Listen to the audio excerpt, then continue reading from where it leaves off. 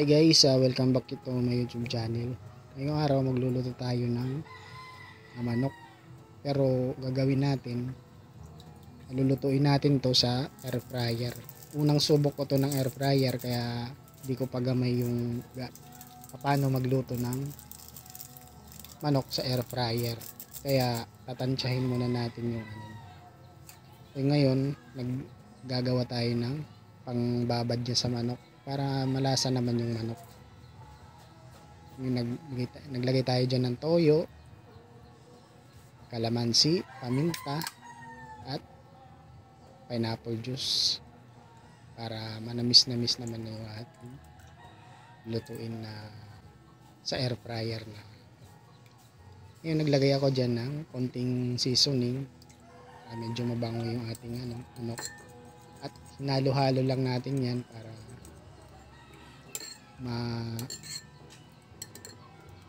ano yung lasa niya.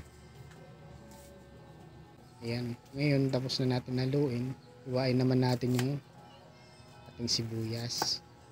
Yan yung mga ingredients na ilalagay natin dyan sa manok.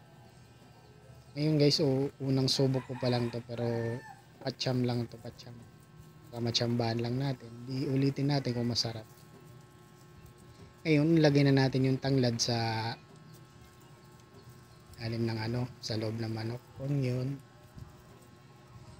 Bali 2 pirasong sibuyas yung nilagay natin dyan. At bawang. Ayan.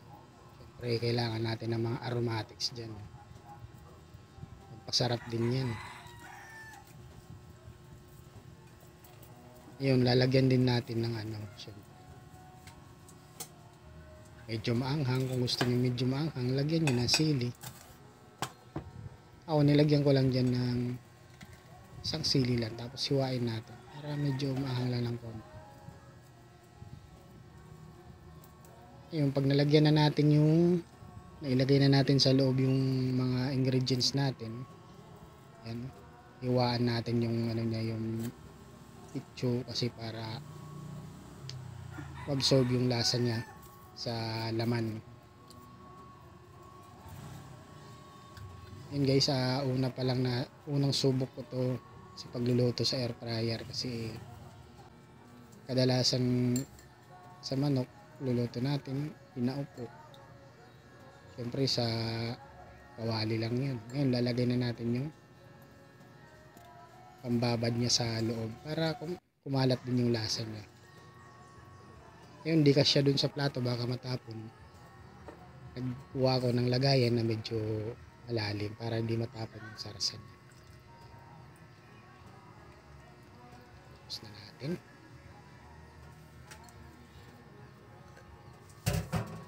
Ngayon, pag nabuhos na natin yung sarsa niya, mamarinate natin to ng 1 oras hanggang 2 oras. Depende sa nyo. Gusto nyo mas malasa-lasa pa, habaan natin yung pagbabad. Ayan, yung sa akin, binabad ko lang yan ng 1 oras. Kasi yan yung ulam namin ng gabi.